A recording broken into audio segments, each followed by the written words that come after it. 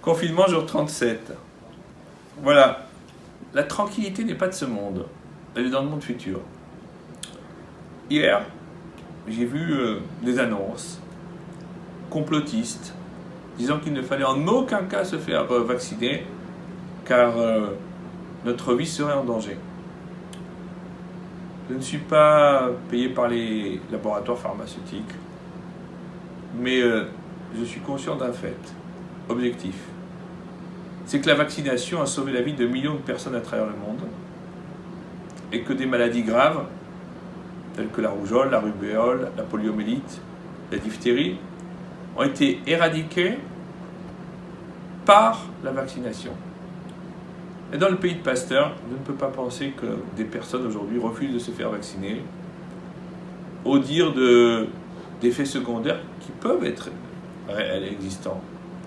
Mais en réalité, les effets néfastes sont bien moindres que les effets bénéfiques.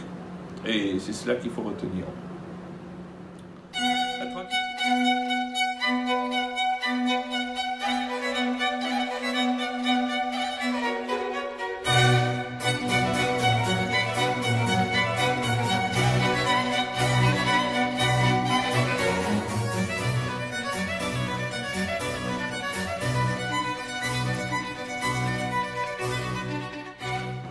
La tranquillité n'est pas de ce monde, et on l'apprend de Yaakov Avinu. Jacob, notre patriarche, a voulu résider en paix. Vayeshev Yaakov Beretz Meguravi Beretz Kenaan. Jacob a résidé dans le pays de ses pères, de la résidence de ses pères, dans la terre de Kenaan. Rashi nous dit, au nom du Midrash, qu'il a voulu à ce moment-là résider en paix. Ça y est, j'ai eu ma dose de problèmes dans la vie. J'ai dû affronter Esav, j'ai dû affronter Lavan, j'ai perdu Rachel, on m'a marié avec Léa par ruse. Bref, la vie de Jacob n'était pas un long fleuve tranquille. Il pensait qu'il avait fait son temps, qu'il avait droit à une retraite bien méritée. Ben non, ce n'est pas encore le moment. Nos maîtres nous enseignent dans la Gemara, dans Brachot, en 64a, que lorsque l'on se sépare d'un mort, on ne doit pas lui dire l'ech le shalom, va vers la paix, mais l'ech bécham va dans la paix. À la contrario, lorsque l'on se sépare d'un vivant, on doit lui dire l'ech le shalom, va vers la paix, ou va vers la shlemut, vers la plénitude, et non pas va l'ech bécham. Et on nous donne plusieurs exemples.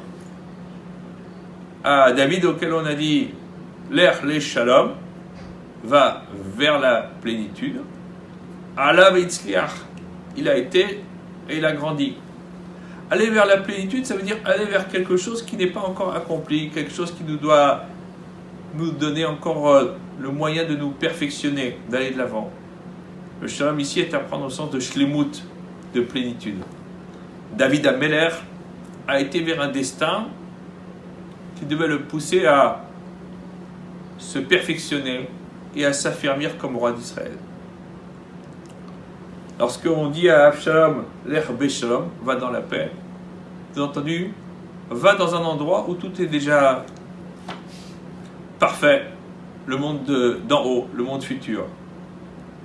Allez, beshalom, c'est indiquer que l'on a rempli sa mission et que l'on n'a plus rien à faire sur cette terre.